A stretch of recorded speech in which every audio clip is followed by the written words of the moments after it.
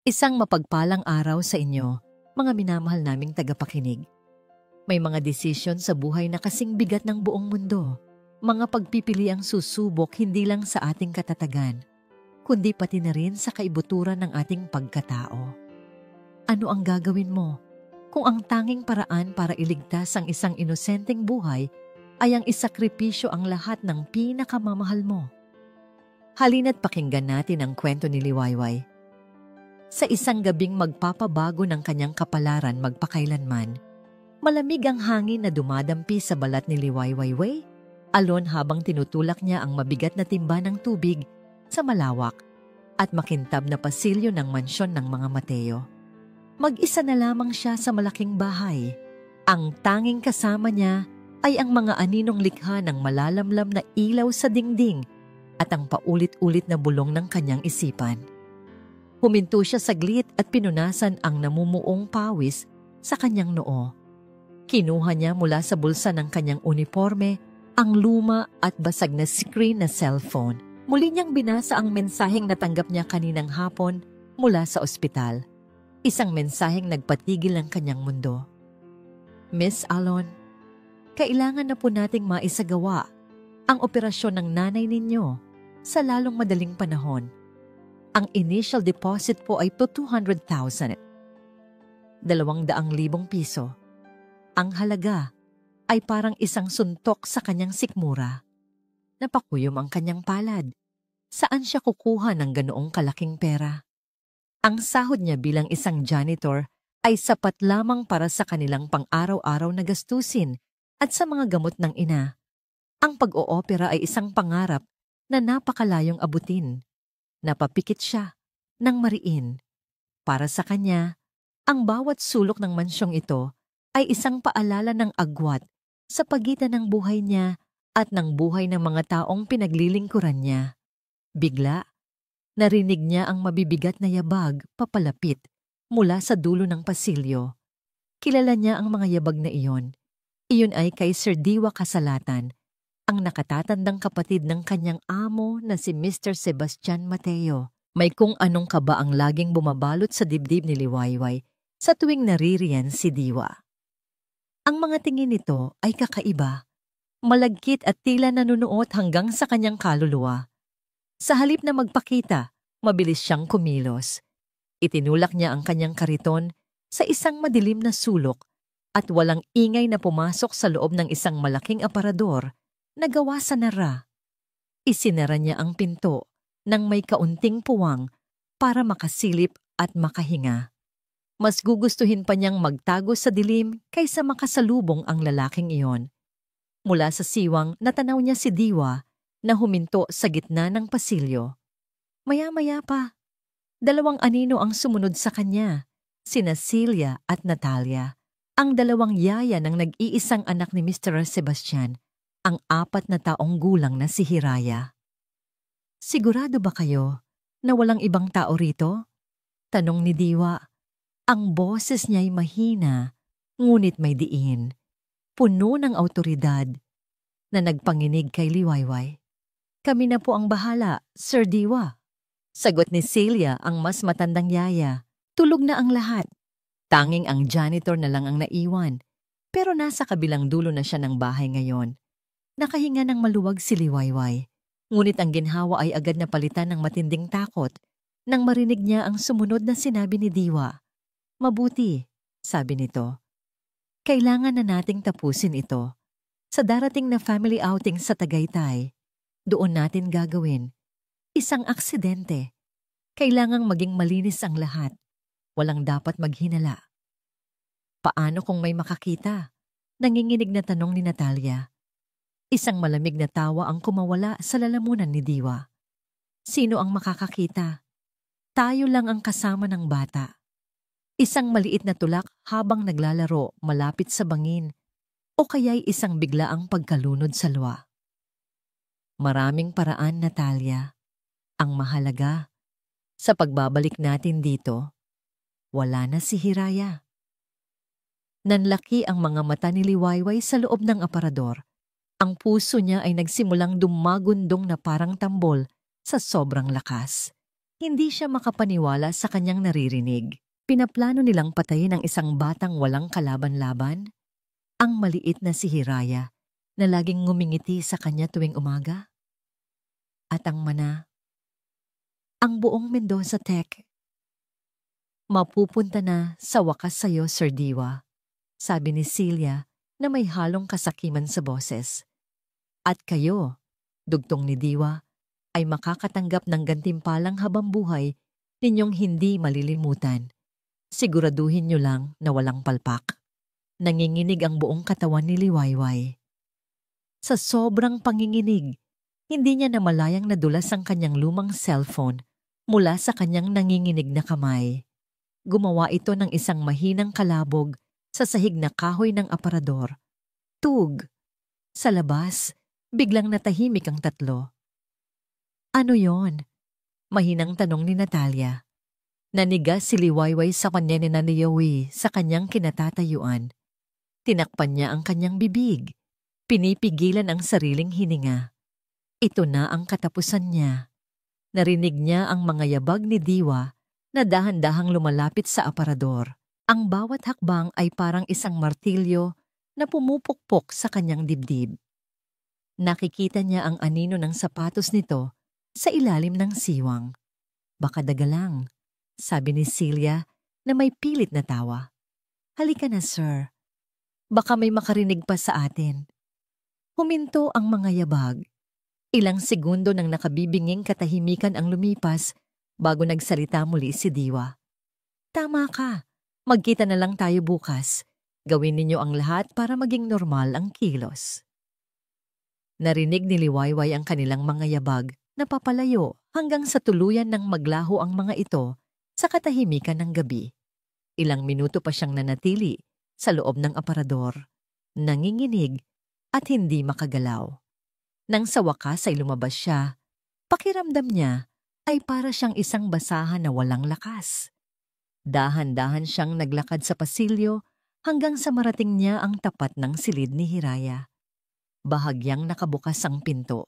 Mula sa kinatatayuan niya, natanaw niya ang maliit na anghel na mahimbing na natutulog sa kanyang kama. Yakap-yakap ang paborito nitong teddy bear. Isang sinag ng liwanag mula sa night lamp ang tumatama sa payapang mukha ng bata. Isang batang walang kamalay-malay sa kasamaang ipinaplano ng mga taong dapat sanay nag-aalaga sa kanya. Napahawak si Liwayway sa kanyang dibdib. Alam niyang kailangan niyang gumawa ng isang bagay. Ngunit paano? Sino ang maniniwala sa isang hamak na janitor na tulad niya laban sa isang makapangyarihang tao tulad ni Diwa Kasalatan? Ang pagsasalita ay maaaring ikapahamak hindi lang ng kanyang buhay, kundi pati na rin ng nag-iisang taong pinakamamahal niya, ang kanyang ina. Ngunit ang pananahimik ay katumbas ng pagiging kasabwat sa isang karumal-dumal na krimen. Walang tulog na dumaan ang gabi para kay Liwayway. Ang bawat minuto ay tila isang karayom na tumutusok sa kanyang diwa. At ang bawat anino sa loob ng kanyang maliit at masikip na kwarto sa barong-barong ay tila nag-aanyong halimaw. Paulit-ulit na naglalaro sa kanyang isipan ang usapan ni Diwa, Celia at Natalia. Ang mga salitang iyon, aksidente, malinis, wala ng hiraya, ay parang lason na kumakalat sa kanyang buong sistema. Hindi siya mapakali. Pabaling-baling siya sa kanyang manipis na banig. Hawak-hawak ang litrato ng kanyang nakangiting ina na nakapatong sa isang maliit na mesang kahoy. Ang babaeng yon ang kanyang mundo, ang dahilan kung bakit siya lumalaban sa bawat araw. Kung magsusumbong siya, anong mangyayari? Baka siya pa ang pagbintangan. Isang hamak na janitor laban sa kapatid ng pinakamayamang tao sa bayan ng Liwanag. Baka hindi lang siya tanggalin sa trabaho. Baka baliktarin pa siya at ipakulong. Paano na ang kanyang ina? Ang perang kailangan para sa operasyon nito ay lalong magiging isang pangarap na lamang. Ngunit kapag ipinipikit niya ang kanyang mga mata, ang nakikita niya ay ang maamong mukha ni Hiraya. Ang inosenteng ngiti nito, ang maliliit na kamay na minsan ay kumakapit sa kanyang uniforme. Paano niya hahayaan na ang isang anghel ay basta na lang mawala? Paano niya maaatim na mabuhay ng daladala ang bigat sa kanyang konsensya na may isang buhay siyang hinayaang makuha dahil sa sarili niyang kaduwagan? Nang gabing iyon, si Liwayway ay nasa pagitan ng dalawang bangin. Sa isang panig ay ang pag-ibig para sa kanyang ina, at sa kabilang panig ay ang tungkulin sa isang batang walang kalaban-laban. At sa gitna, naroon siya, nag-iisa at natatakot.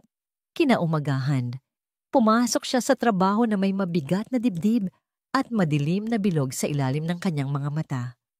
Bawat kilos niya ay maingat. Bawat tingin niya ay puno ng pag-iingat, lalo na kina Celia at Natalia. Nagpanggap siyang walang narinig, walang alam. Habang naglilinis siya malapit sa hardin, nakita niya si Hiraya na naglalaro ng bola.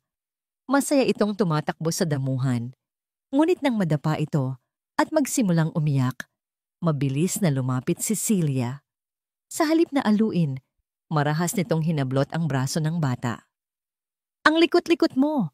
Tigilan mo yang pag-iyak mo kung ayaw mong kurutin kita. Pabulong ngunit mariing sabi ni Celia. Hindi nito alam na naririnig siya ni Liwayway mula sa likod ng mga halaman. Nang tumayo si Hiraya, napansin ni Liwayway ang isang maliit, ngunit malinaw na pasa sa braso nito sa mismong lugar kung saan ito hinawakan ni Celia. Isang patunay ng kalupitang hindi nakikita ng iba. Ang eksenang yon ang nagtulak kay Liwayway. Dito na nagwakas ang kanyang pag-aalinlangan. Hindi na ito tungkol sa pera o sa takot. Ito ay tungkol sa paggawa ng tama. Biglang may naalala si Liwayway. Mga 1 buwan na ang nakalipas, habang naglilinis siya sa library, nakita niya si Diwa na may iniabot na isang makapal na sobre kay Celia. Hindi niya ito pinansin noon. Inakala niyang bonus lang o pabuya. Ngunit ngayon, ang alaala ay bumalik na parang isang kidlat. Ang pera, ang mga pasa, ang planong narinig niya, lahat ng ito ay magkakakonekta. Hindi na niya maaaring baliwalain ang mga ito. Kailangan niya ng tulong. Ngunit kanino? Pulis. Baka pagtawanan lang siya. Si Mr. Sebastian? Paano niya sasabihin sa isang tao na ang sarili nitong kapatid ang nagpaplanong pumatay sa kanyang anak? Baka isipin nitong nababaliw na siya. At doon, isang pangalan ang pumasok sa kanyang isip. Si Attorney Pag-asa. Isang kaibigan niya noon na nasangkot sa isang kaso ng illegal dismissal ay natulungan ng isang abogadong pro bono. Naalala niya ang kwento nito tungkol sa isang matapang at matalinong abogada na hindi natatakot kalabanin ang mayayaman at makapangyarihan. Binigyan pa nga siya ng kaibigan niya ng calling card nito kung sakali raw kailanganin niya. Pagkatapos ng kanyang trabaho, halos liparin ni Liwayway ang daan pauwi. Pagdating sa kanyang kwarto, hinalughog niya ang lahat ng kanyang gamit. Ang luma niyang pitaka, ang mga kahons sa ilalim ng kanyang kama, ang mga bulsa ng kanyang mga lumang damit. Ang pag-asa niya ay unti-unting nauubos habang hindi niya ito makita. Nasaan na yon? Nasaan na?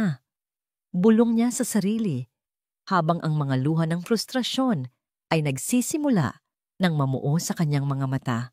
Sa wakas, sa loob ng isang luma at manipis na libro ng mga tula, nahulog ang isang maliit na piraso ng karton. Nanginginig ang mga kamay niya nang pulutin niya ito. Doon, nakasulat sa simpleng pagkakalimbag, ang pangalang nagbigay sa kanya ng huling hibla ng pag-asa. Attorney Luz Viminda, Luz Peco Womanim, Abamamua, Pag-asa, Attorney at Law. Ang ilaw ng katarungan para sa mga inaapi. Niyakap niya ang calling card na para bang ito ang pinakamahalagang bagay sa mundo. Mayroon siyang gagawin. Mayroon siyang matatawagan. May pag-asa pa. Ngunit nang tignan niya ang petsa sa kalendaryo na nakasabit sa dingding, nanlamig ang kanyang buong katawan. Biyernes. Naalala niya ang narinig niya sa darating na family outing sa Tagaytay. At ang outing na yon ay bukas, Sabado. Wala na siyang panahon. Hindi na siya maaring maghintay para sa umaga. Ang bawat segundong lumilipas ay naglalapit kay Hiraya sa bingit ng kamatayan. Kailangan niyang kumilos. Ngayon din, bago mahuli ang lahat. Ang gabi ay hindi kailanman naging ganito kadilim at kasuklam-suklam para kay Liwayway. Bawat anino ay tila isang kaaway. Bawat ugong ng hangin ay parang isang babala. Ngunit sa kanyang puso, ang takot ay natatabunan na ng isang matinding determinasyon. Wala nang urungan. Gamit ang kaalaman niya sa bawat sulok ng mansyon, dumaan siya sa likod bahay, sa isang maliit na pinto na laging iniiwang hindi nakakandado ng hardinero. Walang ingay siyang pumasok. Ang tanging dala ay isang maliit na bag na naglalaman ng ilang pirasong damit para sa bata, isang bote ng gatas at ang lahat ng kanyang naipon, kulang-kulang 2,000 piso. Ang puso niya ay kumakaripas habang tinatahak niya ang madidilim na pasilyo patungo sa silid ni Hiraya. Bawat tapak niya sa makintab na sahig ay sinusubukan niyang gawing kasinggaan ng isang bulak. Nang marating niya ang pinto ng kwarto, dahan-dahan niya itong binuksan. Naroon ang bata, mahimbing na natutulog, payapa at walang kamalay-malay. Sa isang sandali, nag-alinlangan si Liwayway. Ano itong ginagawa niya? Isa itong krimen. Pagnanakaw ng isang bata mula sa kanyang tahanan. Ngunit muling sumagi sa isip niya ang boses ni Diwa. Isang aksidente. Wala nang Hiraya. Hindi ito krimen. Isa itong pagliligtas. Lumapit siya sa kuna. Ang mga luha ay nagsimulang mamuo sa kanyang mga mata. Patawarin mo ako, Hiraya. Bulong niya sa natutulog na bata. Ginagawa ko lang ito para sa'yo. Maingat. At sa nanginginig na mga kamay, binuhat niya ang bata. Nagising ito ng bahagya, umungol, ngunit muling nakatulog nang maramdaman ang init ng kanyang yakap. Bago siya umalis, may isang bagay pa siyang kailangang gawin. Kumuha siya ng isang lumang resibo mula sa kanyang bulsa at isang ballpen. Sa likod nito, isinulat niya sa nanginginig na kamay ang isang maikling mensahe. Nag-alinlangan siya, ngunit kailangan itong malaman ni Mr. Sebastian. Kailangan niyang magtanim ng isang butil ng pagdududa. Nanganganib ang anak ninyo mula sa sarili ninyong pamilya. Walang pangalan, walang pirma. Iniwan niya ang kapirasong papel sa ibabaw ng unan kung saan nakahiga si Hiraya kanina. Isang desperadong sigaw sa gitna ng kawalan ng pag-asa. Dala-dala ang bata, mabilis, ngunit maingat siyang lumabas ng mansyon, pabalik sa madilim na gabi. Ang bawat hakbang palayo ay parang isang hakbang patungo sa isang buhay na hindi na niya kilala. Sumakay siya sa unang tricycle na dumaan at nagpahatid sa terminal ng bus. Doon, sa gitna ng mga taong inaantok at nag-aabang ng biyahe, bumili siya ng tiket para sa pinakamalayong probinsya na kaya ng kanyang pera. Nang umandar na ang bus at tuluyan ng nilamon ng kadiliman ang mga ilaw ng bayan ng liwanag, niyakap niya ng mahigpit si Hiraya. Ngayon, silang dalawa na lang laban sa buong mundo. Kinaumagahan, ginising si Sebastian Mateo ng sikat ng araw na tumatama sa kanyang mukha. Gaya ng dati, ang una niyang ginawa ay ang bumangon para puntahan ang silid ng kanyang anak. Si Hiraya ang kanyang umaga, ang kanyang araw, ang kanyang buhay, mula nang pumanaw ang kanyang asawa. "Good morning, my little champion," sabi niya habang binubuksan ang pinto. Ngunit ang mga salitang iyon ay namatay sa kanyang lalamunan. Ang kuna ay walang laman. Ang katahimikan sa loob ng silid ay nakabibingi. "Hiraya?" Tawag niya. Ang boses niya ay nagsisimula ng manginig. "Natalia?" "Celia?" Walang sumasagot. Isang malamig na takot ang gumapang sa kanyang dibdib. Tiningnan niya ang banyo, ang ilalim ng kama, ang cabinet. Wala. Ang kanyang anak ay wala roon. Hiraya! Sigaw niya. Ang boses niya ay puno na ng purong pagkasindak. Dali-daling pumasok sa silid sina Celia at Natalia na may mga mukha ng pagkukunwaring gulat. Sumunod din si Diwa na tila bagong gising. Anong nangyayari, Sebastian? Tanong ni Diwa. Ang boses ay nagpapakita ng pag-aalala. Nawawala si Hiraya. Wala siya sa silid niya. Halos pasigaw na sagot ni Sebastian. Ang kanyang mga mata ay ligaw na naghahanap. Imposible, sabi ni Celia. Magdamag kaming nakaantabay sa labas ng kwarto. Teka, sabi ni Natalia. Napansin ninyo ba? Wala rin si Liwayway, yung janitor. Hindi siya pumasok ngayong umaga. Lahat sila ay napatingin kay Sebastian. At doon, sinimulan ni Diwa ang kanyang lason. Sebastian, wag mong sabihin, yung babaeng yon, yung mahirap na yon na laging mukhang desperado sa pera?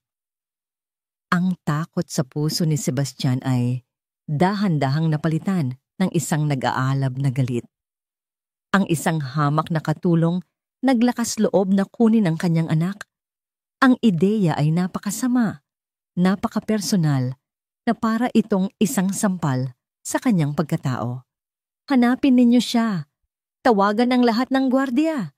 Isara ang buong subdivision. Utos niya, ang bawat salita ay matigas at puno ng bagsik.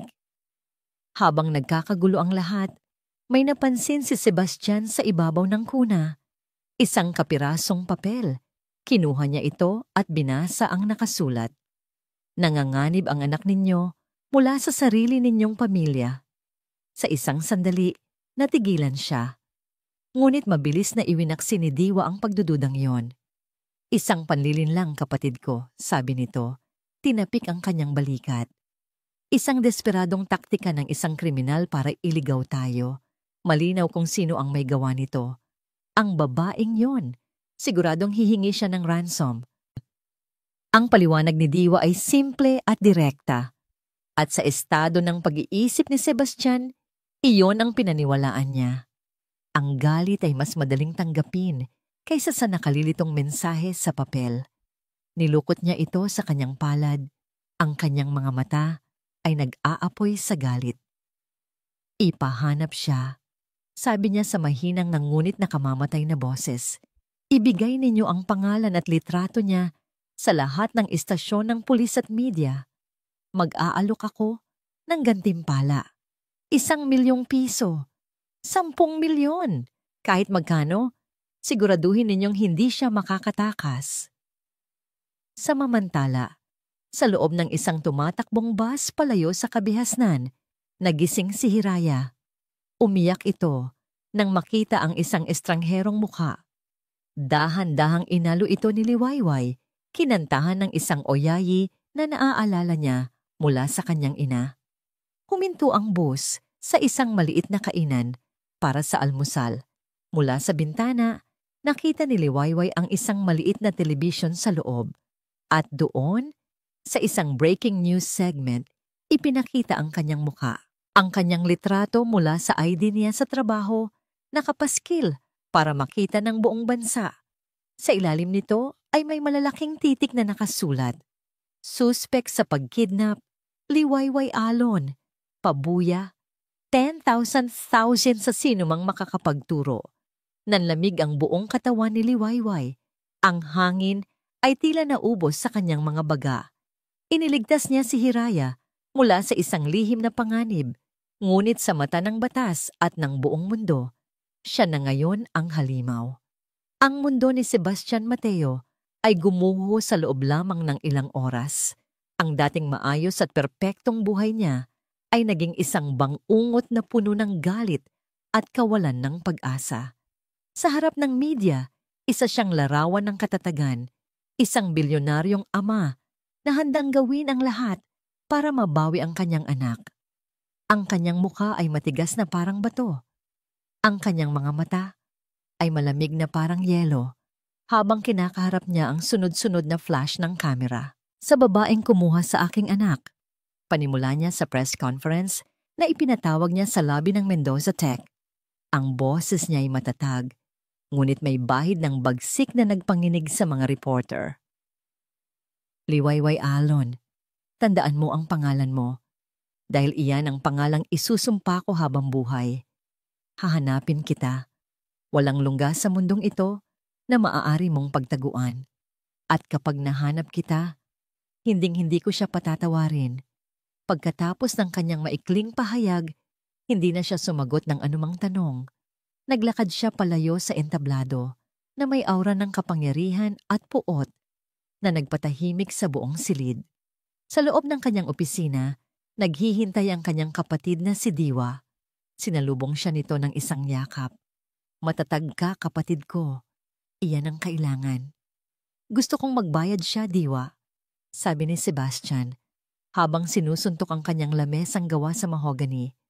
Gusto kong maranasan niya ang impyerno. At magbabayad siya. Sagot ni Diwa. Ang boses ay malimay, ay malumanay ngunit puno ng lason. Ipinakalat ko na ang ilang impormasyon sa media. Nagaling siya sa isang napakahirap na pamilya na ang ina niya ay may malubhang sakit at nangangailangan ng malaking pera. Ginawa niya ito dahil sa pera, Sebastian. Ganoon kasimple. Para sa mga taong tulad niya, ang buhay natin ay isang malaking pagkakataon lang para yumaman. Ang mga salita ni Diwa ay parang gasolinang ibinuhos sa nag-aalab ng galit ni Sebastian. Iyon nga, pera, yun lang ang dahilan. Isang desperadong babae na handang gumawa ng karumal-dumal na krimen para sa pera. Ang paliwanag ay simple at katanggap-tanggap sa kanyang isip na gulong-gulo.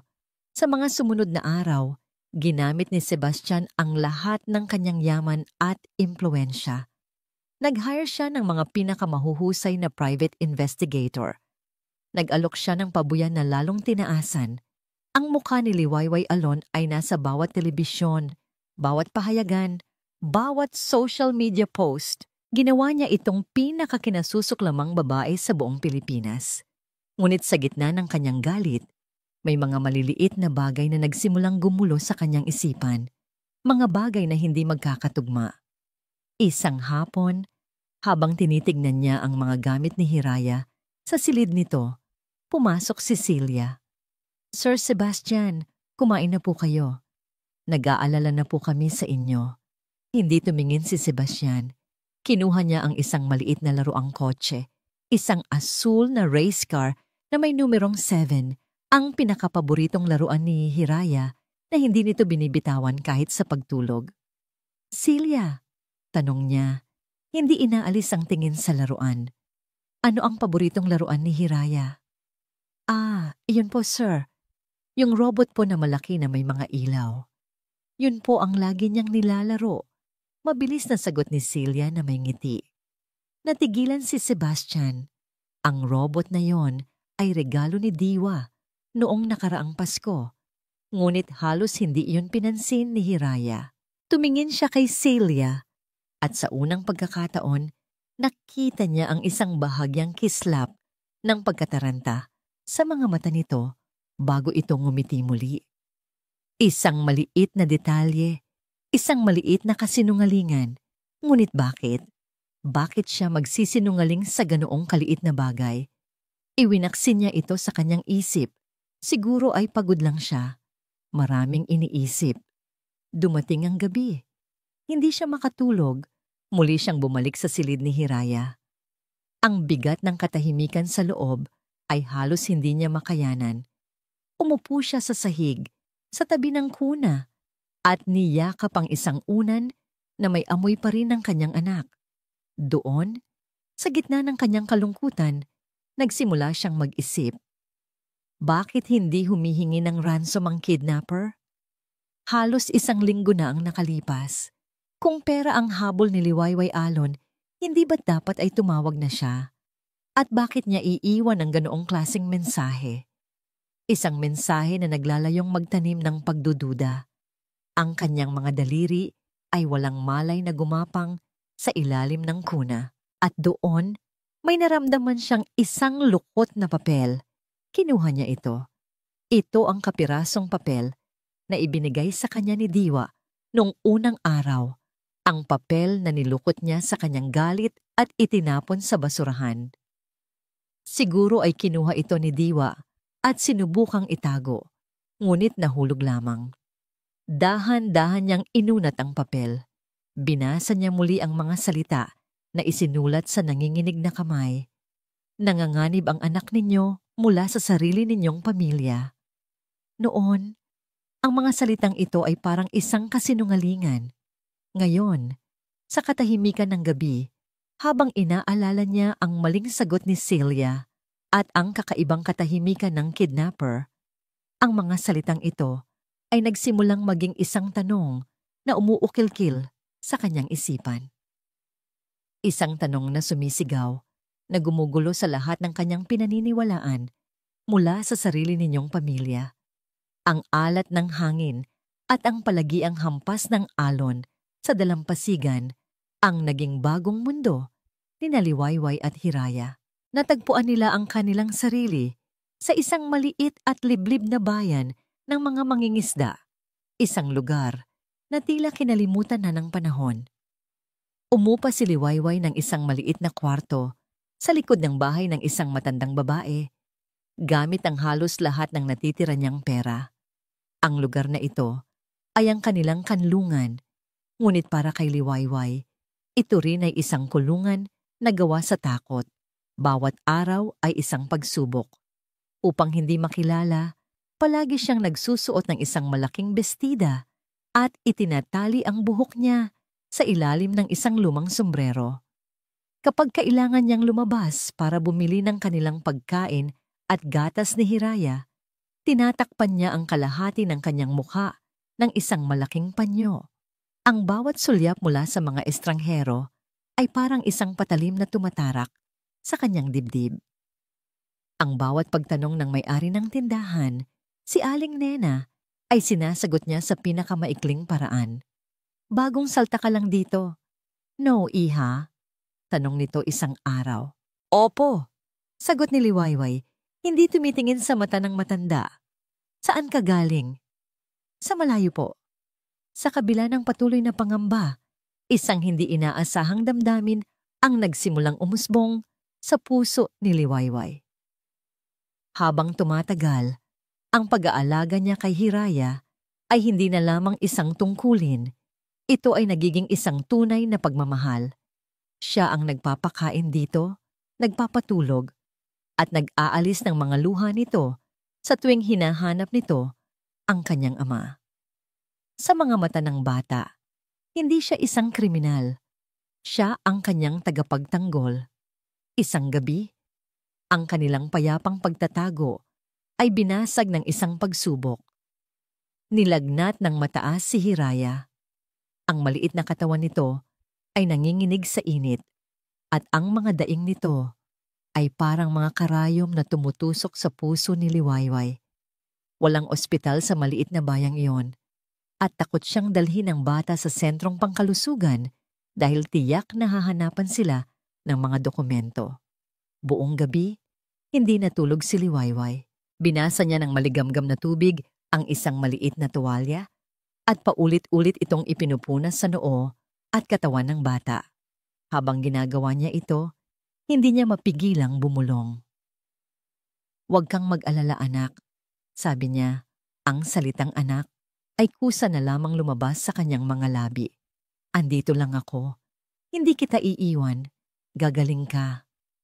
Sa mga sandaling iyon, sa ilalim ng malamlam na ilaw ng isang gasera, habang yakap niya ang isang batang hindi naman kanya, ngunit minamahal na niya ng buo, naintindihan ni Liwayway na hindi niya ito kayang gawing mag-isa. Ang pagtatago ay hindi solusyon. Ang pagtakas ay may hangganan. Kailangan niyang lumaban. Kinabukasan, nang medyo bumuti na ang pakiramdam ni Hiraya, nagdesisyon si Liwayway. Kinuha niya ang lahat ng natitira niyang barya at ang calling card ni Attorney Pag-asa. Nagpaalam siya kay Hiraya na pansamantala niyang ipinagkatiwala sa natutulog na may-ari ng bahay at naglakad patungo sa nag-iisang public phone booth sa plaza ng bayan. Nanginginig ang kanyang mga kamay habang inihuhulog niya ang mga barya at pinipindot ang mga numero. Bawat tunog ng ring ay nagpapakaba sa kanyang dibdib. Sa wakas, isang boses ng babae ang sumagot. Pag-asa Law Office, good morning. Ma'am, maaari ko po bang makausap si Attorney Luz Biminda Pag-asa? Halos pabulong na tanong ni Liwayway. Sino po sila? Nag-alinlangan si Liwayway. Ang pagsasabi ng kanyang pangalan ay parang isang pag-amin sa isang kasalanan. Ngunit wala na siyang pagpipilian. Sabihin niyo po, ako po si Liwayway Alon. Ilang sandali ng katahimikan ang sumunod na para kay Liwayway ay tumagal ng 1 taon. Inaasahan niyang ibababa na ang telepono. Ngunit sa kanyang pagkagulat, ang abogada mismo ang nagsalita sa kabilang linya. Miss Alon, ang boses ni Attorney Luz ay kalmado ngunit matigas. Alam mo ba na ang buong bansa ay naghahanap sa'yo? Opo, Attorney. Alam ko po, sabi ni Liwayway. Ang mga luha ay nagsimula nang dumaloy sa kanyang mga pisngi. Pero hindi po totoo ang mga paratang nila. Hindi ko po kinidnap si Hiraya. Iniligtas ko lang po siya. Sa nanginginig na boses, isinalaysay niya ang lahat. Ang narinig niyang usapan sa mansyon, ang plano ni Diwa at ng mga yaya, ang takot na naramdaman niya para sa bata, at ang kanyang desperadong pagtakas. Sa simula, si Attorney Luz ay tahimik lang na nakikinig. Paminsan-minsan ay nagtatanong ng mga detalye na lalong nagpapatunay ng kanyang pagdududa. Ngunit habang nagpapatuloy si Liwayway, ang kanyang mga salita ay napuno ng katapatan ng isang taong wala ng ibang makakapitan kundi ang katotohanan. Ikinuwento niya ang pasa sa braso ni Hiraya, ang sobrang nakita niyang iniabot ni Diwa, ang eksaktong mga salitang narinig niya tungkol sa aksidente sa Tagaytay. Nang matapos siyang magsalita, ang tanging maririnig na lang ay ang kanyang mga hikbi. Nagkaroon muli ng isang mahabang katahimikan sa kabilang linya. At pagkatapos, nagsalita si Attorney Luz. At sa pagkakataong ito, ang boses niya ay may bahid na ng paniniwala. Nasaan ka ngayon, Liwayway? Hindi ko po pwedeng sabihin, Attorney. Natatakot po ako. Naiintindihan ko, sagot ng abogada. Makinig ka sa akin. Huwag kang aalis dyan. Huwag kang magtitiwala kahit kanino. Bigyan mo ako ng 2 araw. Aalamin ko kung may katotohanan ang mga sinasabi mo. At bago ibaba ang telepono, idinugtong nito ang mga salitang nagbigay kay Liwayway ng lakas. Huwag kang bibitaw, iha. Aalamin ko ang katotohanan. Pagkababa ng telepono, napasandal si Liwayway sa salamin ng phone booth. Humihikbi dahil sa halo-halong emosyon ng takot at pag-asa. Sa kauna-unahang pagkakataon, mula nang magsimula ang bangungot na ito, may isang taong naniwala sa kanya. Samantala, sa maliit na tindahan sa tapat ng plaza, si Aling Nena ay nag-aayos ng kanyang mga paninda. Isang customer ang nagbayad at iniabot sa kanya ang isang luma at lukot na dyaryo na ginamit bilang pambalot ng tuyo. Habang itinatapon niya ito, isang pamilyar na mukha ang nakakuha ng kanyang atensyon mula sa pahina, ang mukha ng bagong nangungupahan sa kanya, ang babaeng laging nakatakip ang mukha. Sa ilalim ng litrato, nakasulat ang malalaking numero, 10,000 pabuya. Nanlaki ang mga mata ni Aling Nena. Tumingin siya sa phone booth kung saan kalalabas lang ni Liwayway at pagkatapos ay muli sa dyaryo. Ang 10 milyong piso. Ang halagang yon ay sapat na para baguhin ang kanyang buhay magpakailanman. Dahan-dahan, pumasok siya sa loob ng kanyang tindahan at dahan-dahang kinuha ang luma nilang telepono. Ang mga sumunod na araw ay naging isang personal na impyerno para kay Sebastian Mateo. Sa umaga, pinapakita niya sa lahat, lalo na kay Diwa, ang imahe ng isang amang nagluluksa at puno ng galit. Ngunit sa gabi, kapag siya na lang mag-isa sa kanyang opisina, ang mga butil ng pagdududa na itinanim ng sulat at ng mga maliliit na kasinungalingan ay lumalaki at nag-uugat sa kanyang isipan. Ang tanong, ay paulit-ulit na bumabalik. Paano kung tama ang isinulat sa papel? Hindi na niya kayang manahimik na lang. Kailangan niyang malaman ang totoo, kahit gaano pa ito kasakit. Isang umaga, nagpaalam siya kay Diwa. Pupunta lang ako ng Cebu para sa isang mahalagang business meeting. Baka 2 o 3 araw ako doon. Ikaw na muna ang bahala dito. Mag-ingat ka kapatid, sabi ni Diwa. Tinapik pa siya sa balikat. Hayaan mong ako na ang tumutok sa paghahanap kay Hiraya habang wala ka. Ang pag-aalala sa boses ni Diwa ay tila perpekto, ngunit para kay Sebastian, ito ngayon ay may halong kaplastikan na nagdudulot ng pangingilabot. Tumangulang siya at umalis. Ngunit hindi siya pumunta sa airport. Sa halip, nagtungo siya sa isang hindi kilalang gusali sa Makati, sa opisina ng isang freelance IT forensics expert na dati nang nakatulong sa kanyang kumpanya. Ginoong Mateo, ikinagagalak ko kayong makita muli, bati ni Marco. Isang binatilyong payat ngunit may matatalas na mata. Ano po ang maipaglilingkod ko?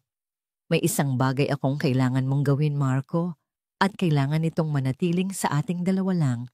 Seryosong sabi ni Sebastian habang inilalabas ang isang hard drive. Ito ang kopya ng security footage mula sa bahay ko. Noong gabi, kung kailan nawala ang anak ko, may 1 oras na nawawala sa recording ng CCTV sa main hallway. Burado, gusto kong malaman kung kaya mo itong i-recover. Susubukan ko po, sir. Ngunit kung sadyang pinormat ang bahaging iyon, maaaring mahirapan tayo, sagot ni Marco habang isinasaksak ang drive sa kanyang high-tech na computer setup. Ang mga sumunod na oras ay ang pinakamahabang oras sa buhay ni Sebastian. Bawat pag-type ni Marco sa keyboard, bawat pag-scroll ng mga linya ng code sa screen, ay parang isang dagok sa kanyang dibdib. Sa wakas tumigil si Marco. May nakuha ako, sir. Hindi buo. Karamihan ay corrupted data na. Ngunit may isang audio fragment akong na-isolate. 10 segundo lang. Patugtugin mo, utos ni Sebastian. Ang kanyang lalamunan ay tuyong-tuyo. Pinindot ni Marco ang play. Sa simula, puro static. Pagkatapos, isang boses ang narinig ni Sebastian. Isang boses na kilalang-kilala niya. Ang boses ng kanyang kapatid. Kailangang maging malinis ang lahat. Iyon lang. Ngunit sapat na yon. Ang boses ni Diwa, malinaw at hindi maipagkakaila, na nagsasabi ng mga salitang nagpapatibay sa kanyang pinakamasamang hinala. Ang dugo ni Sebastian ay tila nagyelo sa kanyang mga ugat. Pakiramdam niya ay masusuka siya. Nagpasalamat siya kay Marco, nagbayad ng malaki, at umalis na parang isang zombie. Habang naglalakad siya pabalik sa kanyang sasakyan, tumunog ang kanyang telepono. Isang hindi rehistradong numero. Ngunit nakilala niya ito. Ito ang pribadong numero ni G. David, ang pinakamatagal at pinagkakatiwalaang accountant ng kanilang ama sa Mendoza Tech. Sebastian, sabi ng matanda sa kabilang linya. Ang boses ay puno ng pag-aalala. Kailangan nating magkita. May kailangan kang makita. Isang bagay na hindi na kayang itago ng aking konsensya. Nagkita sila sa isang tahimik na coffee shop sa isang sulok ng Quezon City. Walang paligoy-ligoy na iniabot ni G. David kay Sebastian ang isang makapal na brown folder. Ano to? Tanong ni Sebastian. Mga records na ilang buwan ko nang sinusubaybayan, sagot ni G. David. Si Diwa, may malalaking halaga siyang inilalabas mula sa mga di gaanong nagagalaw na pondo ng kumpanya. Ibinabalik niya, ngunit laging may kulang. Sinundan ko ang trail. Ipinasok niya lahat sa isang high-risk offshore investment at nalugi siya. Malaki ang pagkakautang niya ngayon, Sebastian. Milyon-milyon. Desperado na siya. Binuksan ni Sebastian ang folder. Ang kanyang mga mata ay mabilis na tumakbo sa mga numero, sa mga spreadsheet, sa mga bank transaction slips. Ang katotohanan ay nakalimbag doon sa itim at puti. Ang kanyang kapatid ay hindi lang isang magnanakaw. Isa siyang desperadong tao na lubog sa utang. Isang motibo. Nang gabing iyon, hindi umuwi si Sebastian. Nanatili siya sa loob ng kanyang kotse, nakaparada sa isang madilim na bahagi ng isang parke. Ang lahat ng piraso ng puzzle ay nasa harap na niya. At ang nabubuong larawan ay isang imahe ng karimlan at pagtataksil na hindi niya kailanman inakala. Ang sulat, mula sa sarili ninyong pamilya. Ang kasinungalingan ni Celia tungkol sa laruan. Ang buradong CCTV footage, ang boses ni Diwa. Maging malinis ang lahat. Ang financial records. Ang motibo. Si Liwayway Alon, hindi niya kinidnap si Hiraya para sa pera. Kinidnap niya ito para iligtas. Iniligtas niya ang kanyang anak mula sa sarili niyang kapatid. Ang bigat ng katotohanan yon ay parang isang dambuhalang bato na dumagan sa kanyang dibdib. Dinudurog ang lahat ng galit na naramdaman niya at iniiwan lamang ang isang malamig at matinding pagsisisi. Ginawa niyang kriminal sa mata ng buong mundo ang babaeng nagligtas sa kanyang anak. Ginawa niyang halimaw ang isang bayani.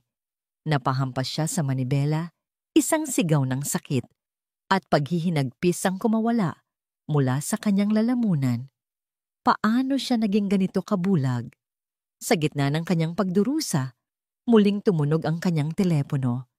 Isang hindi pamilyar na numero. Balak niya sanang hindi ito pansinin, ngunit may kung anong nag-udyok sa kanya na sagutin ito. Hello? Sagot niya. Ang boses ay paos. Mr. Sebastian Mateo? Tanong ng isang kalmado at propesyonal na boses ng babae sa kabilang linya. Ako si Attorney Luz Viminda Pag-asa. Natigilan si Sebastian. Tumatawag ako. Pagpapatuloy ng abogada. Dahil meron akong impormasyon tungkol sa kinaroroonan ng iyong anak. At tungkol sa babaeng kasama niya, ang kliyente ko, si Liwayway Alon. Nagkasundo sina Sebastian at Attorney Luz Pag-asa na magkita sa isang lugar kung saan walang makakakilala sa kanila. Isang halos abandonadong warehouse na pag-aari ng Mendoza Tech sa labas ng siyudad. Ang hangin sa loob ay amoy kalawang at alikabok. Isang perpektong tagpuan para sa isang pag-uusap na magbubunyag ng mga maduduming lihim. Dumating si Sebastian na mag-isa.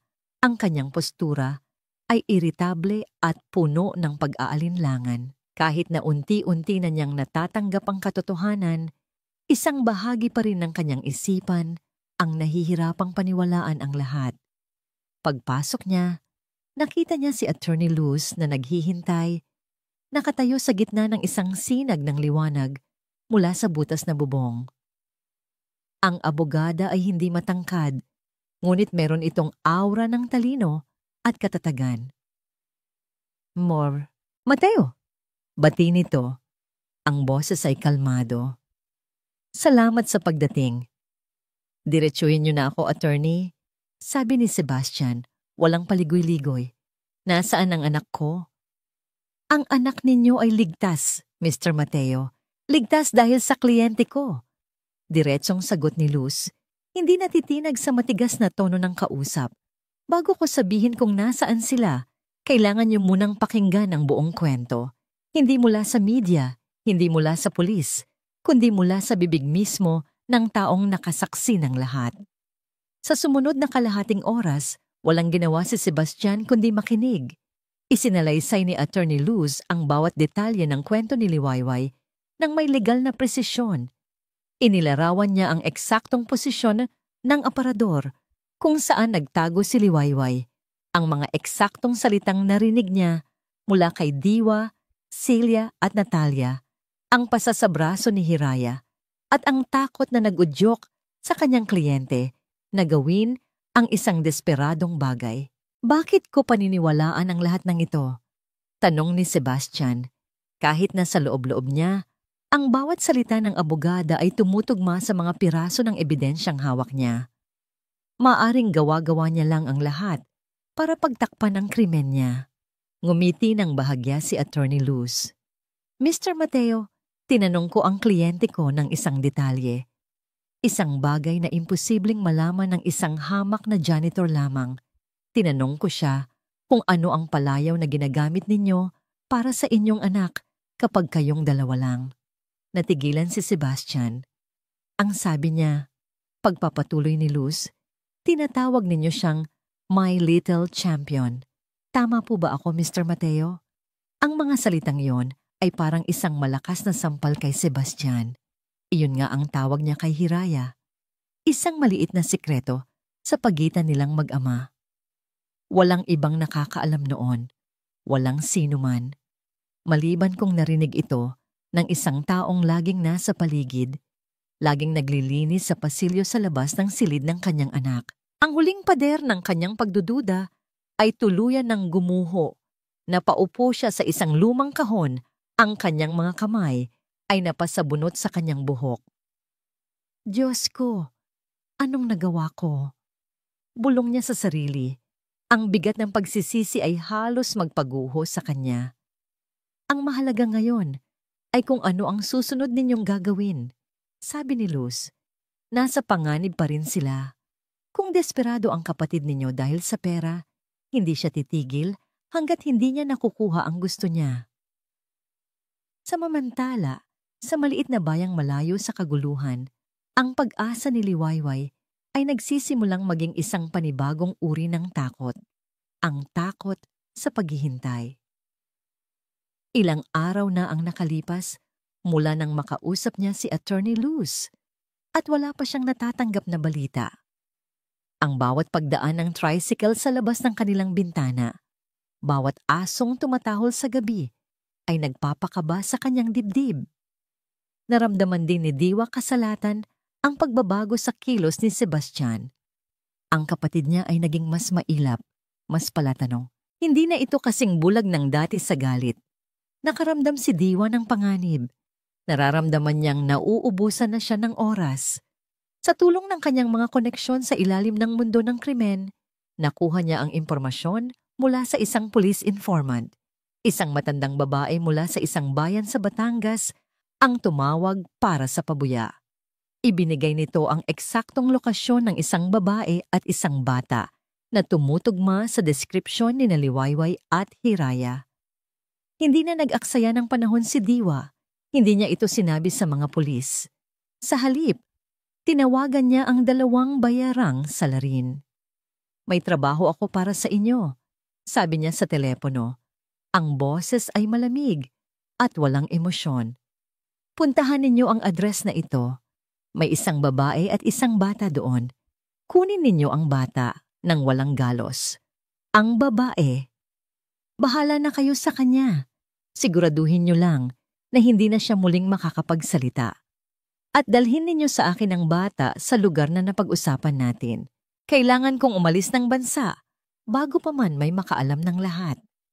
Pagkatapos ng pag-uusap nila ni Sebastian, agad na tinawagan ni Attorney Luz si Liwayway gamit ang numero ng isang kapitbahay na pinakiusapan ng abogada. Liwayway, makinig ka, sabi ni Luz. Ang boses ay apurado. Nakausap ko na si Mr. Mateo. Naniniwala na siya. Ngunit may panganib. Pakiramdam ko ay kikilos na ang kapatid niya. Kailangan ninyong umalis dyan ngayon din. Maghanda ka. May mga taong darating dyan para sunduin kayo at dalhin sa isang ligtas na lugar. Napuno ng pag-asa at takot si Liwayway. Sa wakas, may pag-asang matatapos na ang lahat. Dali-dali niyang iniligpit ang kanilang mga gamit. Isang maliit na bag lang ang kanyang binitbit. Niyakap niya si Hiraya. Aalis na tayo dito, anak. Makikita mo na ang daddy mo. Habang nag-aayos siya, isang malakas at sunod-sunod na katok ang yumanig sa kanilang manipis na pinto. Blag! Blag! Blag! Hindi yun ang katok ng mga taong magliligtas sa kanila. Iyon ay isang katok na marahas at puno ng masamang hangarin. Sumilip siya sa maliit na siwang sa bintana at nakita ang 2 lalaking nakasuot ng itim na jacket. Ang kanilang mga muka ay nakakatakot at hindi pamilyar. Liwayway Alon, Alam naming nandyan ka. Buksan mo to. Sigaw ng isang lalaki. Nanigas si Liwayway sa kinatatayuan. Ang tulong na kanyang hinihintay ay napalitan ng panganib na nasa mismong pintuan na niya. Sila na ang mga sinasabi ni Diwa. Nahanap na nila siya. Ang tunog ng marahas na pagkatok sa pinto ay parang martilyong pumupukpok hindi lang sa kahoy, kundi pati na rin sa dibdib ni Liwayway. Ang bawat kalabog ay isang paalala na ang manipis na pader na yon ang tanging pumapagitan sa kanila ni Hiraya at sa mga halimaw na ipinadala ni Diwa. "Pibuksan mo to, sabi!" Sigaw muli ng lalaki sa labas, sinundan ng isang malakas na sipa sa pinto na nagpayanig sa buong kwarto. Nataranta si Liwayway. Ang unang pumasok sa isip niya ay ang tumakas.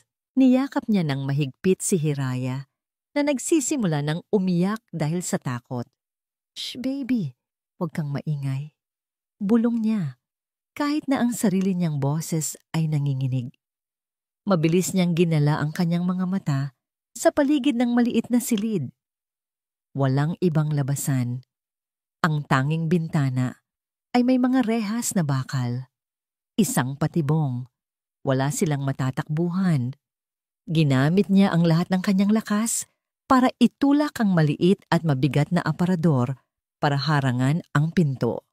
Gumawa ito ng malakas na ingay, isang senyales sa may nampumuwi sa mga nasa labas na hindi siya susuko ng walang laban.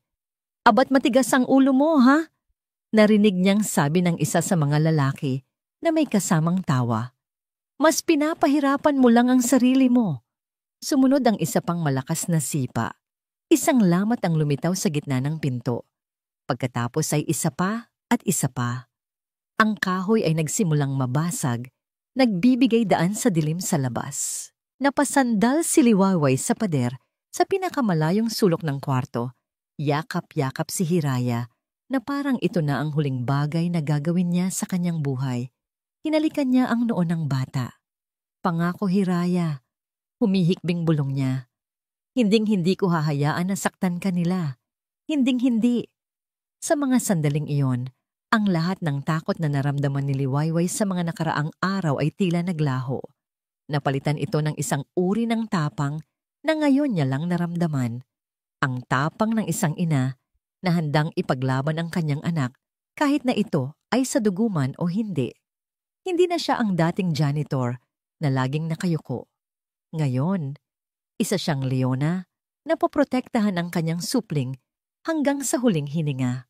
Samantala, sa isang highway ilang kilometro pa ang layo, si Sebastian Mateo ay nasa loob ng kanyang sasakyan kasama si Attorney Luz at 2 pulis na personal niyang pinagkakatiwalaan. Sila ang sundo na ipinadala ni Luz. Si Sebastian ang nagmamaneho, ang kanyang mga kamay ay mahigpit na nakakapit sa manibela. Ang kanyang mga ugat ay litaw na litaw. Ang bawat segundong paghinto dahil sa trapiko ay parang isang pagtorture. "Attorney, tawagan mo ulit siya," utos ni Sebastian. Ang boses ay puno ng desperasyon. Kinuha ni Luz ang kanyang telepono at sinubukang tawagan muli ang numero ng kapitbahay ni Liwayway, ngunit walang sumasagot. "Hindi niya sinasagot, Sebastian. Baka..." "Huwag! Huwag mong itutuloy yan!" Putol ni Sebastian. "Mas bilisan mo!"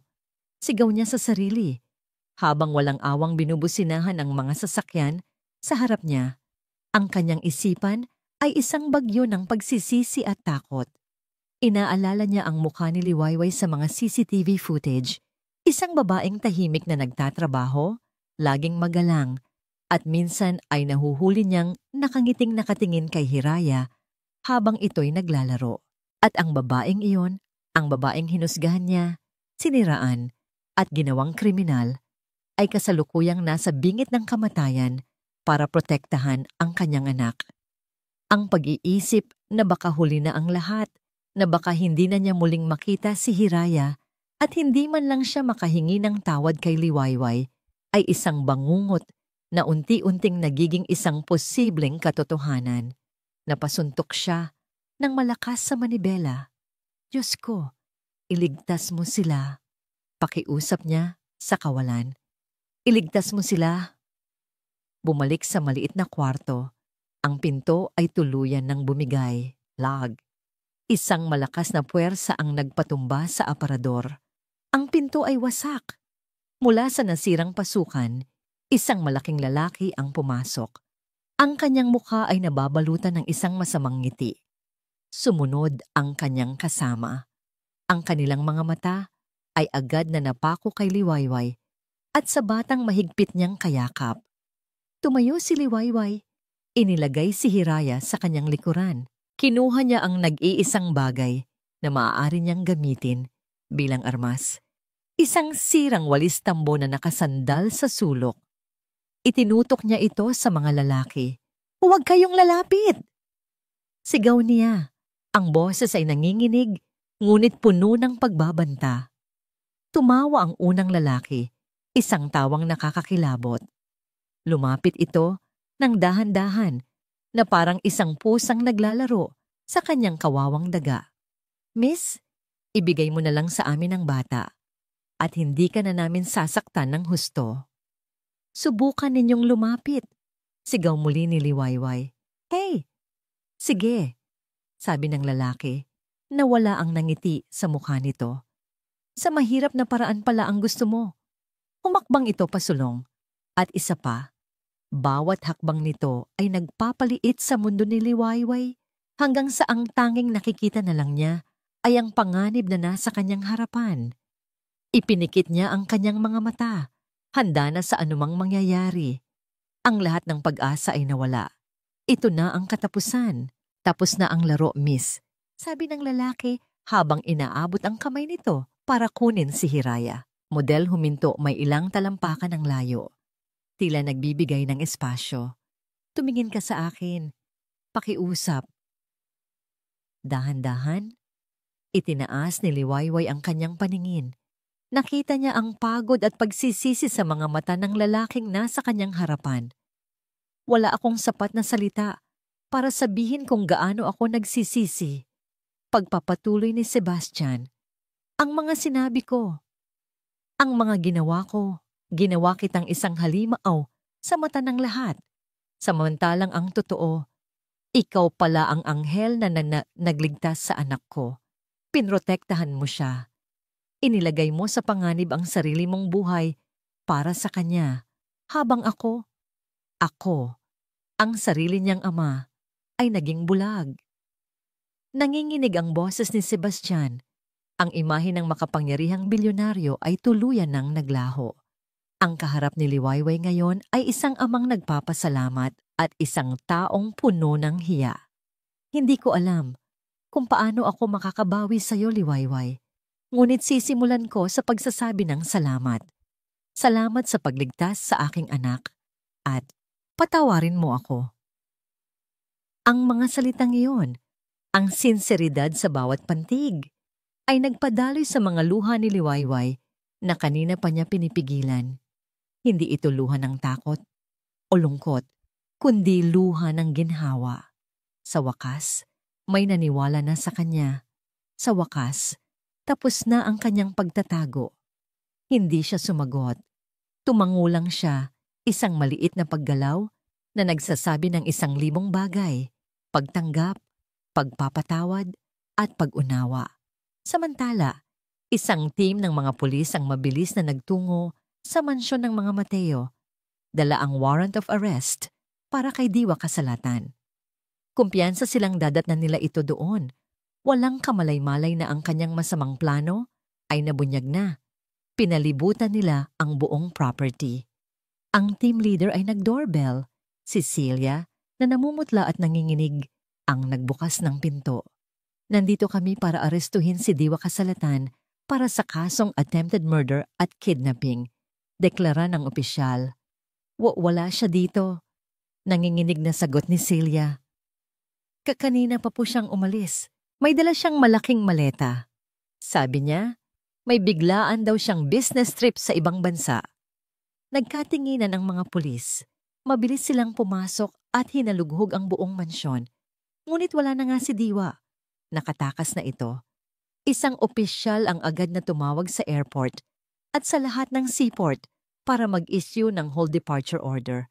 Ngunit alam nila na bawat minutong lumilipas ay isang pagkakataon para kay Diwa na tuluyang makalayo. Nang makarating ang balita kay Sebastian sa istasyon ng pulis, ang kaluwagang naramdaman niya kanina ay napalitan ng panibagong galit. Hindi pa tapos ang laban. Ang taong nasa likod ng lahat ng kanilang paghihirap ay malaya pa. Tumingin siya kay Liwayway na ngayon ay tahimik na umiinom ng tubig na ibinigay ni Attorney Luz. Nakita niya ang bakas ng takot na muling gumuhit sa mukha nito. At sa sandaling iyon, gumawa siya ng isang panata sa kanyang sarili. Hindi siya titigil. Hahanapin niya si Diwa hanggang sa dulo ng mundo kung kinakailangan para kay Hiraya at para sa babaeng ito na isinakripisyo ang lahat para sa kanila. Ang hustisya ay kailangan niyang makamtan. Ang mga sumunod na oras ay naging isang mabilis at malawakang operasyon. Ang mukha ni Diwa Kasalatan na dati isang iginagalang na negosyante ay nakapaskil na ngayon sa bawat news channel bilang isang pugante. Si Sebastian, gamit ang kanyang koneksyon at yaman, ay nagtalaga ng sarili niyang team para tulungan ang mga pulis. Tinitiyak na walang butas na maaaring takasan ang kanyang kapatid. Ang balita ay dumating sa kasagsagan ng hapon. Isang alertong immigration officer sa Naya Terminal Shamdamdawan ang nakapansin sa isang lalaking nakasuot ng salamin at sombrero, na kahit pilit binabago ang itsura ay hindi maitago ang pamilyar na tindig. Nang suriin niya ang pasaporte na may pekeng pangalan, kinutuban na siya. Isang mabilis na tawag sa airport police ang nagkumpirma ng kanyang hinala. Nang malaman ni Diwa na siya'y natuklasan na, nagtangka siyang tumakbo. Ang abalang departure area ay biglang naging isang entablado ng habulan. Nagpanakbuhan ang mga tao, nagsisigawan, habang hinahabol ng mga pulis ang desperadong si Diwa. Ngunit wala siyang kawala. Sa gitna ng mga check-in counter, napalibutan siya. Doon, sa harap ng daan-daang estranghero, ang dating makapangyarihang si Diwa Kasalatan ay pinusasan na parang isang ordinaryong kriminal. Ang kanyang mukha ay puno ng pagkatalo at kahihihiyan. Habang dinadala si Diwa sa headquarters, ang dalawang yaya, sina Celia at Natalia, ay sumuko na rin sa pulisya sa loob ng interrogation room nang walang Diwa na umaalalay sa kanila. Ang kanilang katapangan ay naglaho na parang bula. Siya po ang nag-utos ng lahat. Humahagulgol na, sabi ni Celia. Tinakot niya po kami. Sabi niya, may utang na loob daw po kami sa pamilya Mateo kaya dapat naming sundin ang lahat ng gusto niya. Binigyan niya kami ng pera para manahimik. Totoo po yun. Dagdag ni Natalia, ang muka ay basang-basa ng luha. Wala po kaming nagawa. Natakot po kami para sa aming mga pamilya. Ang kanilang mga salaysay ang nagsilbing huling pako sa kabaong ni Diwa. Ngunit may isa pang lihim na malapit ng mabunyag, isang kasalanang mas matagal nang nakatago sa dilim. Habang nasa kalagitnaan ng kaguluhan, isang matandang lalaki na nakabarong ang lumapit kay Sebastian sa istasyon. Mr. Mateo, ako po si Detective Ramos, retirado na. Ako ang humawak sa kaso ng aksidente ng mga magulang ninyo. Maraming taon na ang nakalipas. Natigilan si Sebastian. Ano po ang kailangan ninyo? Mayroon akong laging ipinagtataka sa kasong yon, sabi ng matandang detective. Ang preno ng sasakyan, sabi ng report, ito ay faulty wiring. Ngunit may isang mekaniko akong nakausap noon na nagsabing tila sinadya ang pagkasira. Pero bigla siyang nawala. Nang marinig ko ang balita tungkol sa kapatid mo ngayon, sinubukan ko siyang hanapin ulit. Sa pagkakataong ito, nagsalita na siya. Dinala ni Detective Ramos si Sebastian sa isa pang silid, kung saan naroon ang isang lalaking nasa edad 50, nanginginig at hindi makatingin ng diretsyo. Ito ang mekaniko. Inamin niya ang lahat. Binayaran daw siya ng isang babatang amo, si Diwa. para sirain ang brake line ng sasakyan ng sarili nitong mga magulang. Ang dahilan, nalaman daw ng kanilang ama ang tungkol sa malaking halaga na ninakaw ni Diwa sa kumpanya para isugal at nagbanta itong tatanggalan siya ng mana. Ang revelasyon ay isang malakas na suntok sa sikmura ni Sebastian. Ang kasamaang loob ng kanyang kapatid ay mas malalim at mas madilim pa kaysa sa kanyang inaakala. Hindi lang pala ang kanyang pamangkin, kundi pati na rin ang sarili nilang mga magulang ay kaya nitong isakripisyo para sa pera. Samantala, ang kwento ni Liwayway Alon ay sumabog sa media. Mula sa pagiging pinakakinamumuhiang kidnapper, siya ngayon ay binansagang ang bayaning janitor. Ang kanyang mukha ay nasa lahat ng TV screen, ngunit sa pagkakataong ito, ang mga salita sa ilalim ay bayaniima, katapangan, pagmamalasakit. Sa isang pampublikong ospital, sa loob ng payak na ward, isang babaeng may sakit ang nakatingin sa maliit na telebisyon na nakasabit sa pader. Siya ang ina ni Liwayway. Habang pinapanood niya ang mga balita tungkol sa kabayanihan ng kanyang anak, ang mga luha ay walang tigil na dumaloy sa kanyang mga pisngi. Hindi ito luha ng lungkot, kundi luha ng hindi masukat na pagmamalaki. Nang matapos ang lahat sa presinto, alam ni Sebastian kung saan siya dapat pumunta. Hindi siya umuwi. Hindi siya pumunta sa opisina. Nagmaneho siya papunta sa ospital kung saan naroon ang ina ni Liwayway. Nakita niya si Liwayway na nakaupo sa tabi ng kama, hawak ang kamay ng kanyang ina. Nag-uusap sila ng mahina, ang kanilang mga mukha ay naliligo sa liwanag ng papalubog na araw mula sa bintana. Sa sandaling iyon, hindi sila ang mga tauhan sa isang madramang balita. Sila ay mag-ina lamang, muling pinagbuklod pagkatapos ng isang matinding pagsubok. Hindi niya gustong sirain ang sandaling iyon, ngunit kailangan niya. Kumatok siya ng marahan sa pinto. Napalingon si Liwayway. Ang pagkagulat ay agad na gumuhit sa kanyang mukha nang makita si Sebastian. "Mr. Mateo," sabi niya, akmang tatayo para magbigay galang. "Wag, Liwayway, manatili ka dyan," pigil ni Sebastian. Lumapit siya. Ang kanyang mga mata ay puno ng emosyon na hindi na niya sinubukang itago. Tumingin siya sa ina ni Liwayway, isang babaeng may bakas ng hirap sa mukha, ngunit may dignidad sa mga mata. Yumuko siya ng bahagya. "Ginang Alon," sabi niya sa magalang na boses. "Ako po si Sebastian Mateo. Nandito po ako para personal na humingi ng tawad sa inyo at sa inyong anak." Tumingin siya muli kay Liwayway. Ang kanyang mga mata ay nagsusumamo. Ang lahat ng pinagdaanan ninyo, ang takot, ang panghuhusga, ang panganib, lahat ng iyon ay dahil sa pamilya ko. Walang halaga ang makakapantay sa ginawa mo, Liwayway. Iniligtas mo ang pinakamahalagang bagay sa buhay ko. Huminga siya ng malalim. Utang ko sa iyo ang buhay ng anak ko at utang ko sa iyo ang buhay mo. Isang utang na loob na hinding-hindi ko kayang bayaran ng buo. Pero sisimulan ko ngayon. Tumingin siya sa paligid ng ward, sa mga pasyenteng nagsisiksikan, sa mga payak na kagamitan. "Simula bukas," deklara niya, "ang nanay mo ay ililipat sa pinakamagandang private suite sa ospital na ito. Sasagutin ko ang lahat ng gastusin, ang operasyon, ang mga gamot, ang therapy, lahat hanggang sa siya ay tuluyang gumaling. Ito ang pinakamaliit na bagay na maaari kong gawin." Hindi makapagsalita si Liwayway. Tanging mga luha na lamang ng pasasalamat ang dumaloy mula sa kanyang mga mata. Sa gitna ng lahat ng kadiliman, sa wakas, isang liwanag ng pag-asa ang sumisikat para sa kanila. "At ikaw," sabi ni Sebastian, ang kanyang boses ay bumaba, naging mas personal. "Hindi ka na babalik sa pagiging janitor, pero hindi kita bibigyan ng pera. Bibigyan kita ng isang bagay na mas magtatagal, isang pagkakataon.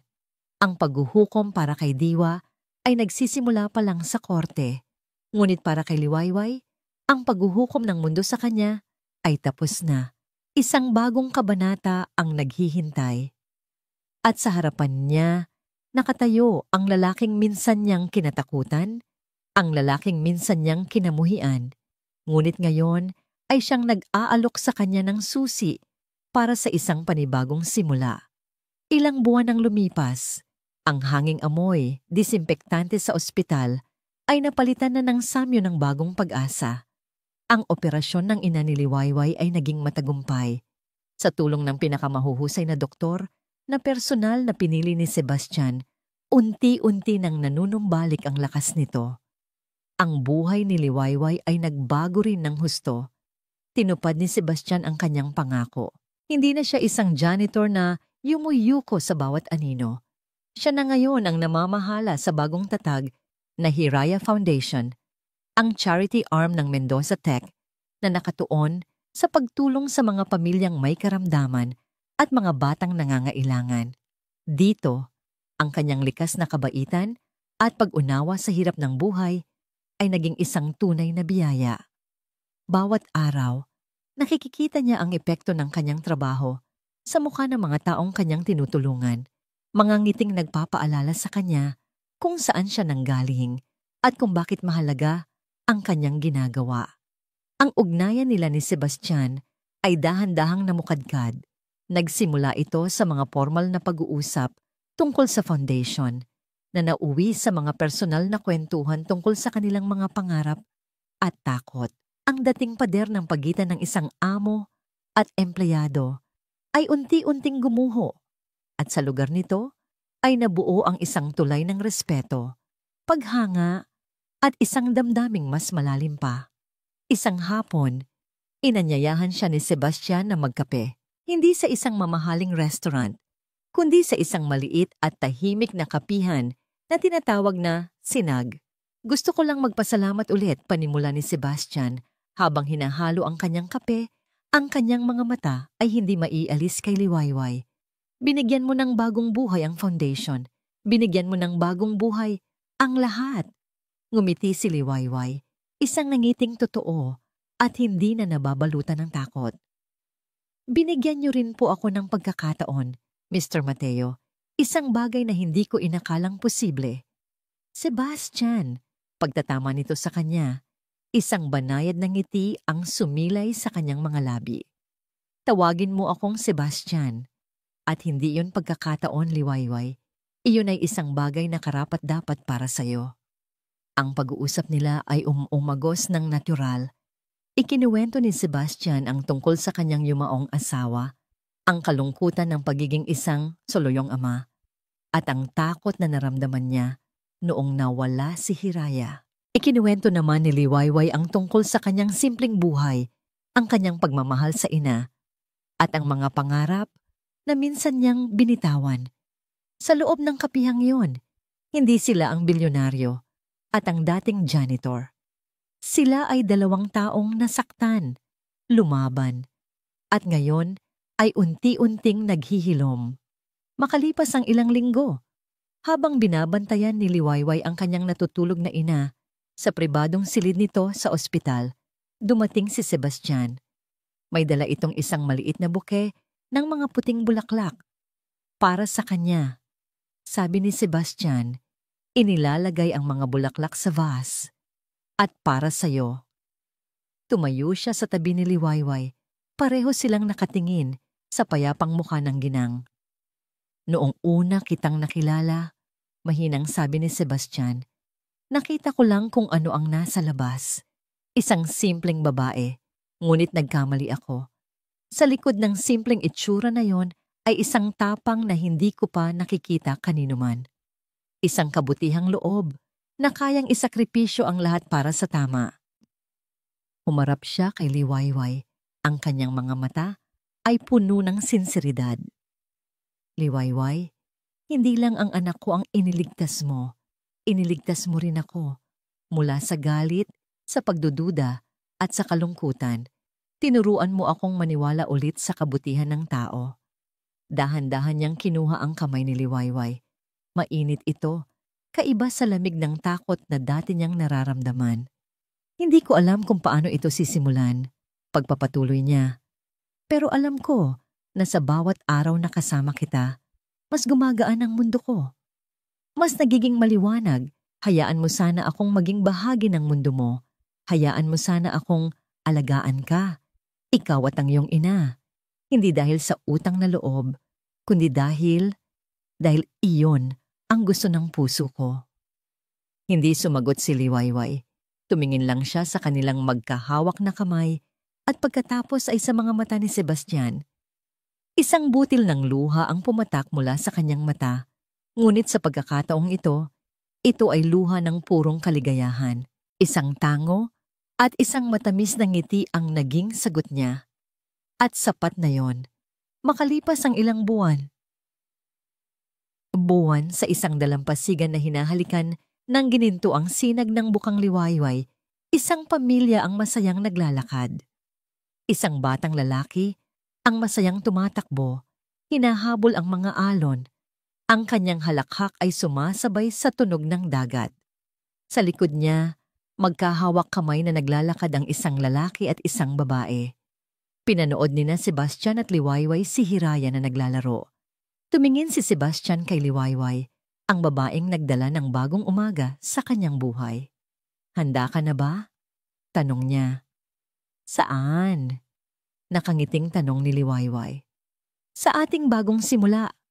Sagot ni Sebastian, hinigpitan ang hawak sa kanyang kamay. Tumingin si Liwayway sa papalabas na araw sa silangan, ang pangalan niya mismo na nagbabadya ng pag-asa at panibagong buhay. Sa tabi niya ay ang lalaking minamahal niya at sa harapan nila ay ang batang nag-ugnay sa kanilang mga tadhana. Ang lahat ng sakit at takot ng nakaraan ay tila mga anino na lamang na tinaboy ng liwanag. Niyakap nila ang isa't isa, isang tahimik na pangako ng isang kinabukasang puno ng pag-ibig, kapayapaan, at pasasalamat. Silang tatlo, magkakasama, ay haharapin ang isang panibagong bukang Liwayway. Sa kwentong ito ni Liwayway at Sebastian, ipinakita sa atin na ang tunay na katapangan ay hindi nasusukat sa lakas o yaman, kundi sa kakayahang piliin ang tama, kahit na ang kapalit nito ay ang lahat. Natutunan natin na ang pag-ibig na isinilang mula sa sakripisyo at respeto ay ang pinakamatibay sa lahat. At higit sa lahat, gaano man kadilim ang gabi ng pagsubok, laging may sisikat na bukang liwayway ng pag-asa para sa mga pusong nananatiling tapat at totoo. Maraming salamat po sa inyong walang sawang pagsubaybay sa kwento ng pag-ibig at katapangan na ito. Sana po ay napulutan ninyo ng aral at inspirasyon ang paglalakbay ni Liwayway at Sebastian. Nais po naming malaman kung anong uri ng mga kwento pa ang gusto ninyong marinig mula sa amin. I-comment lamang po sa ibaba ang inyong mga suhestiyon. Hindi dito nagtatapos ang ating paglalakbay. Marami pa pong kwentong kasing ganda at mas puno ng aral dito sa aming channel. Kung nagustuhan nyo ang kwentong ito, i-like, i-share sa pamilya at mga kaibigan, at mag-subscribe na rin para lagi kayong updated sa mga susunod pa naming kwento. I-click niyo ang notification bell para kayo ang unang makarinig kapag may bago kaming upload. Pagpalain po kayo ng Panginoon, kayo at ang inyong buong pamilya. Hanggang sa muli.